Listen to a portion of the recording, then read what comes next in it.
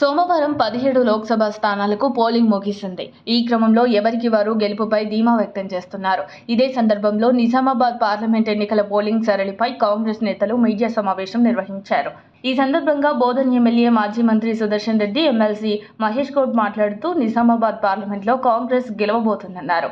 1,30,000 మెజార్టీతో కాంగ్రెస్ ఎంపీ అభ్యర్థి జీవన్ రెడ్డి గెలుపు ఖాయమని ధీమా వ్యక్తం చేశారు. కాంగ్రెస్ కు ఓటు వేసిన ప్రజలకు ధన్యవాదాలు తెలిపారు. ఆశించిన స్థాయిలో ఓటింగ్ జరిగిందన్నారు. జీవన్ రెడ్డి కాంగ్రెస్ పార్టీకి వరం, అభ్యర్థి మంచితనం అధికార కాంగ్రెస్ పార్టీకి కలిసొచ్చిందని వారు వ్యాఖ్యానించారు. బీఆర్ఎస్ నాయకులు బీజేపీతో కుమ్మక్కయ్యారు. క్రాస్ ఓటింగ్ కు పాల్పడ్డప్పటికీ ప్రజలు మాకు ఓటు వేశారన్నారు. ఇప్పటికే అన్ని పార్టీల అగ్రనేతలు గెలుపోటములపై రివ్యూలు చేస్తున్నారు.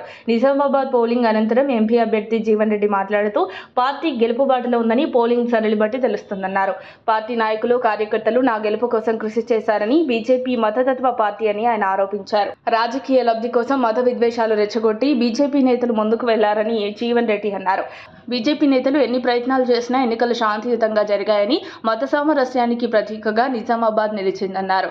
చక్కెర కర్మాగారం పునఃప్రారంభానికి ప్రభుత్వం చిత్తశుద్ధిని ప్రజలు గుర్తించారని, సమిష్టి నాయకత్వం వల్లే విజయం వరించబోతోందని పేర్కొన్నారు. మరోవైపు బీజేపీ ఎంపీ అభ్యర్థి తానే గెలుస్తానని ఆశాభావం వ్యక్తం చేస్తున్నారు. వాస్తవానికి నిజామాబాద్ పార్లమెంటు స్థానంలో కాంగ్రెస్ బీజేపీ మధ్య టఫ్ ఫైట్ నెలకొంది. పోలింగ్ అనంతరం కాంగ్రెస్ నేతలు మేమే గెలుస్తున్నామని చెబుతున్నారు. ఇంతకీ అక్కడ ఎవరు గెలుస్తారో జూన్ 4న తేలిపోనుంది. మరిన్ని అప్డేట్స్ కోసం మా కాయ్ టీవీని సబ్స్క్రైబ్ చేసుకోండి. మా వీడియో కనుక మీకు నచ్చినట్లయితే లైక్ చేయండి, షేర్ చేయండి. మీ విలువైన అభిప్రాయాలను కామెంట్ బాక్స్లో తెలియజేయండి.